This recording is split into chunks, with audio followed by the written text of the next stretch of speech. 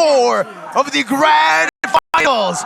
Evos Legends takes on Onic to try to stop the invincible run. Will they be able to go for a full clean sweep once again during the entirety of the playoffs? Or will Evos be able to taint that record and take it away from Onic? Keyboy already making a lot of moves here, being a huge pain for Taz. He's going to be forced to use that retribution.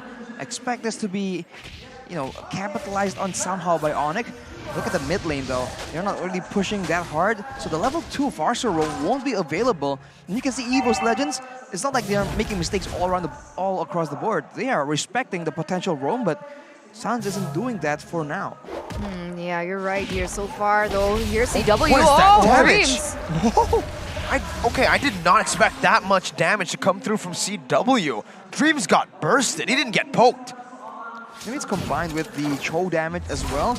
Look at Keyboy though, he is just active around the map. This is what you can expect to keep happening. Taz is definitely feeling the pressure, but for now, Hijumi seems to be the main target for the aggression of Onic from the rest of the roster. Coming back to the drafts, right? Choosing a Lancelot into a Cho, that's a really risky decision, right? Because sure, the Lancelot can juke away from the abilities using his skills as well, but if Keyboy's timing is right, that actually invalidates the entire point of Taz, usually, right? As he goes in for the neutral objectives. That's a very good point, man. It's very dangerous. It comes down to micro play as much as macro play. Look at the mid lane right here. Evos is so desperate to ensure that there's no roam happening. They've been clearing it using the Grok and the Valentina in tandem.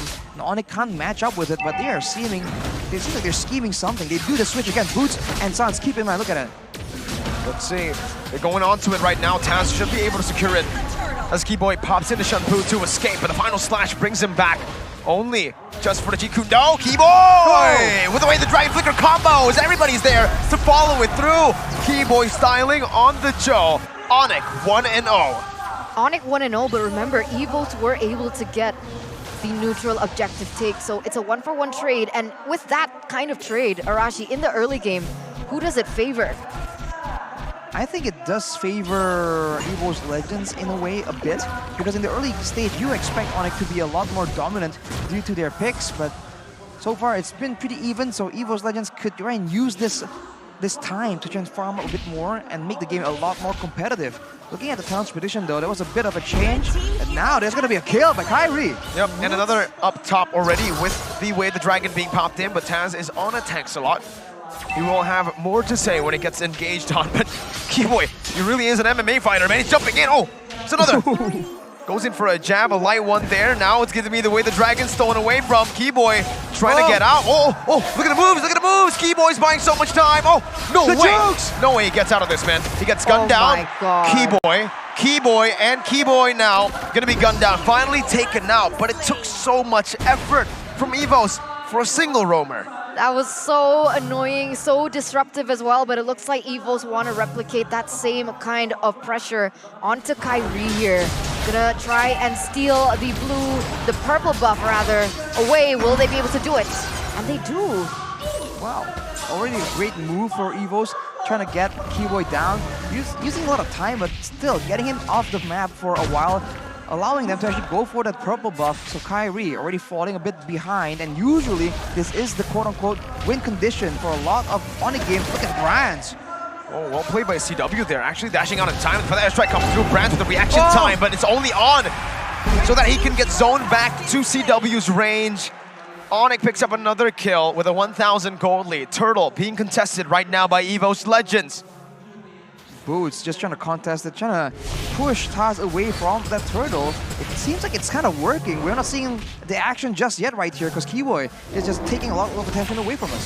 Oh, there you go. Taz winning the retreat battle on the Lancelot here with the Demon Slayer. Still though, it's so frustrating, is it not? When you get these objectives down even, Onic are still able to keep the lead. And Keyboy, again, with the emotional damage here, just constantly in front of Evos. Again now, oh, what? He gets the way the Dragon down. Luckily for Evos, there's Dreams right there with a wild charge, but it's baited out, so Sans can free hit now. Taz has used the Phantom Execution. CW's waiting to pull that trigger. but they will decide to disengage. And all the while, right, sure, Evos gonna be able to get a turtle earlier on before, but CW was able to munch through the entirety of that gold shield in that top side, so we can expect him to be ahead in terms of that gold lead. It's gonna be very interesting to see the differences in those items, but here we go once again, the contest for the blue buff. Boy, the Dragon, though, able to find Hijime there. Nice CW with the Zaman Force, doing so much damage onto the back with Dreams, getting taken down with the Shadow Kill. Zan's still able to survive with Wings by Wings. That's Kyrie with a double. He's looking for the triple. San says, no, I want a piece of the pie, and takes it away. Evos Legends kind of use that advantage to try and go for the purple buff yet again, but Onic are completely prepared.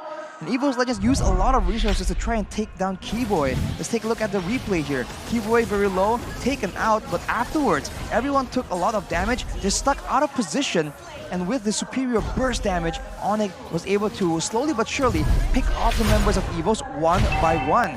So Evos having a proper more team fight oriented composition, they have to try and be careful here. Oh, Brands! 3-man wild charge, but Brands does no damage compared to Onic right now.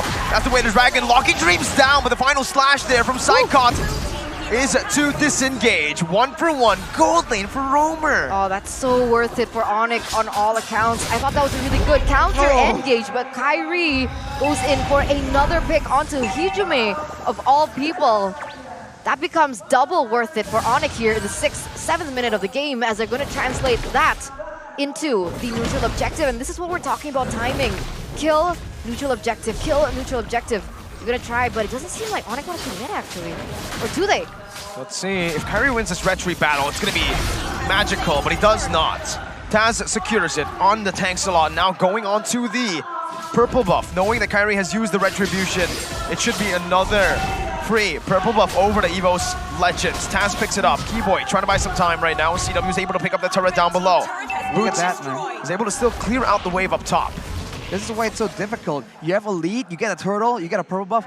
Great, you lost a turret. And it's not on, you know, the gold isn't going to just anyone. It's going to the late game carry that will be responsible for doing damage. CW 2-0 and 3, but look at his gold, look at his items. Almost 2k gold ahead of Brands, already with the Calamity Reaver and the Feather of Heaven. So if he's left alone in these big fights, look at the damage, man. Evos need to start putting their eyes on this man. And you can't really say that Harith is an early game hero either, right? He's also late game. He scales into that late game. And so with this level lead, that's just going to make his presence a lot more dangerous for Evos Legends, even if Evos want to prolong this game to that late game point. Now they've taken the top turret again. Look at the Holy Crystal so early on. Kyrie clears the wave and Keyboy, he goes for it. Oh my god, Hijime is going to be targeted down right there. He steals away the Dragon, but Keyboy isn't able to lock anyone down. Hijime is still in the bush, canceling the recall. As Onic stalked their prey. That's a stun coming out from Psychons to run away, but Keyboy again with the G-Kundo is able to knock him up. Taz looking for the flanks, but on a tank slot, he's not going to be able to push down on it. Boots now with the taunt onto 2. Looking for more as he knocks them up with the Appraiser's Wrath. He's not low enough to deal damage, and Onic will just pull back. They will say that they can take the map pressure. Usually, when you are chasing Evos, that's where it's most dangerous, right? Evos likes baiting you into those bad engagements, but Onic, they're just so subtle, so solid in their decision-making, and they're going for a fight now. Wild charge onto the back. Keyboy going to be stunned by the way of the Dragon, but again, it's going to be Kyrie who takes the purple buff earlier. So now he's going to be able to dash all across the place. Taz doing the same thing with the puncture. CW chasing all the way. The final slash now on to CW, but he has to purify. Now Brands is going to fall to the Shadow Kill. Sidecost looking for the stun, looking for the resets, but it will not come through. Kyrie is stalking Taz, waiting for the quad shadow, but Taz utilizes the Phantom Execution defensively. Onic are making a statement. I have a question though, but wait a minute. Dreams gonna be the next one to fall here. The next victim for Onic in the 10th minute of the game. Evos Legends have forced that purple take over and over, and they always lose members to it. Sometimes Taz is able to get the purple, sometimes they don't. Is it worth it for Evos to keep going for that strategy? I don't think so, man. If you look at the results so far, it's just not working out. The problem is not only going for the purple, it's also not having any pressure, and look at that. Taz getting kicked back, the Bennett's Rage comes down, but it only tickles Boots. Mega kill for CW, Sans, Wings by Wings, Keyboy with the emotional damage. CW just picked up the concentrated energy as well, so it's only gonna get even more difficult for Evos Legends from here on out. And on your point, Eterna, they go for the purple buff, but at what cost? They kept losing turrets, they keep letting CW farm up a storm, and look at the gold disparity. Oh look my at Brands! God. They're not even at the same league anymore. They can't be considered the same. Kyrie, despite all that, has been able to supplement the lack of farm using kills. And he is actually ahead of Taz in that department. They were forcing the contest instead of going for it when it's available, and they are paying the price for it. Again, this might be it. First Lord. A few of the passives already popped in. Dream's gonna be knocked up right now by Boots as he uses the taunt as well. Kyrie looking for the opening with the final slash connecting onto the backline. Sands will fall. Boots as well. Boy with the way the dragon onto Hijime. Now CW gonna be able to free hit as he jumps in. 1v4! CW with the Zaman Force. Kyrie with the shadow kill. Brad's gonna be trying to hit Kyrie. Gets out! Onic Sports. Wow! 2 versus everybody, and they still get those picks off the board, and they don't get taken down. What in the world are the White Tigers supposed to do now? We have to take a look at what happened again. Arashi, please help us out here. Evos Legends got the pickoff, got the advantage, and then they stuck around. Keyboy makes the play, and it looks like CW is about to throw 1v4, but no. He is doing all that damage, having all that shielding, and Kyrie comes in. Lethal assassin, destroys everyone, gets out, clean, calm, calculated. Man, they can't keep getting away with this. It's insane. Now they're gonna start recalling on one another. Perhaps Taz knows that this might be the end here. Evos Legends, Hijime doesn't even have any ultimates to utilize here for the defense, but it looks like perhaps Onic want to give them some room to breathe. Man, look at the damage dealt, dude. CW.